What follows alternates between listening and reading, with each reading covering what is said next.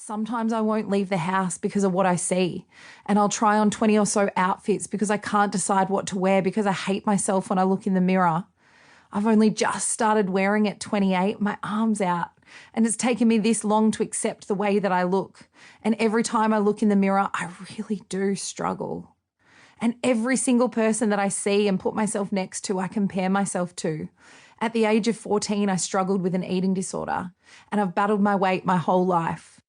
Like I said, I've probably, and you'll notice this, covered up my taunts and my fears with a loud and outgoing personality. And today, I stand here before you telling you that I'm willing to try to love myself, to try to be happy and be in my own skin and be the role model that people think that I am. I want to be a healthy and fit 28-year-old who doesn't beat myself up for my shape. So today, it starts right now, and it starts here. I want the strength and courage to love myself inside and out. This moment of absolute truth on the radio changed my life forever. When I started to voice my negative, self-critical thoughts and understand why I had them, it took their power away. I began to heal. My radio career really took off because of the rawness of this talk break, and it was shared all over Australia. I'll never forget opening up Mamma Mia, one of the most read women's news pages here in Australia, to see my face all over it. And co-founder Mia Friedman, who I adored, was talking about me on the Mamma Mia Today radio show with the hosts. Shedding my shit that morning made me realise something else. I was not alone.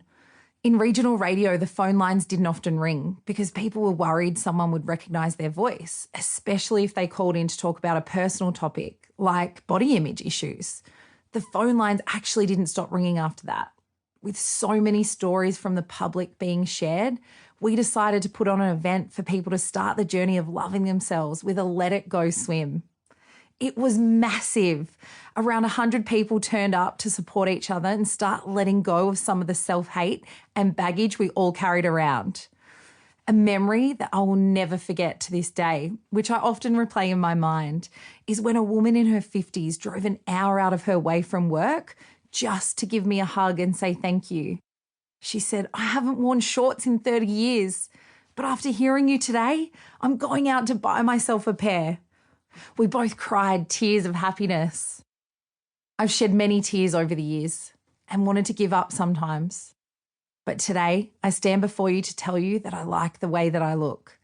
These days, you'll find me rocking my red bikini at the beach or standing on stages or live TV in my bra and undies, preaching body positivity, self-love and acceptance.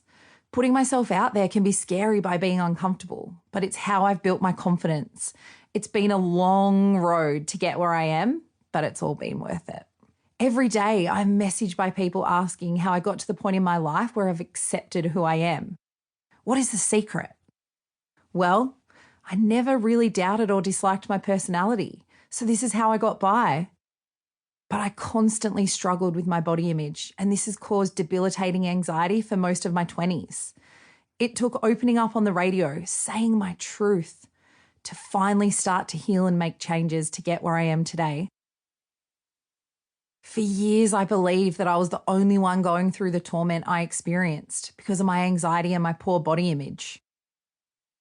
It was in those few moments on the radio when I was real, raw, honest, and vulnerable that the power of those thoughts was instantly taken away. Yes, I was scared of what people were going to think and say, but the positive far outweighed the negative. There is something hugely liberating about being honest and real about the way we feel. I know for some people that this is a given, but many in our society don't want to be a burden by speaking up, so they stay quiet and they battle on alone. Being real, open, and vulnerable with the people you love is sometimes harder than telling a stranger, but I truly believe that vulnerability is the first step to releasing the power of these thoughts. It hasn't been an easy road. I remember my mate Wayne sitting me on the couch after I spoke out. He had some pretty wise words that I'll never forget. He said, "You know you need to walk the walk. Talking the talk is the easy part. You can't open up and declare that you're just going to start to love yourself without putting the work in." He was right.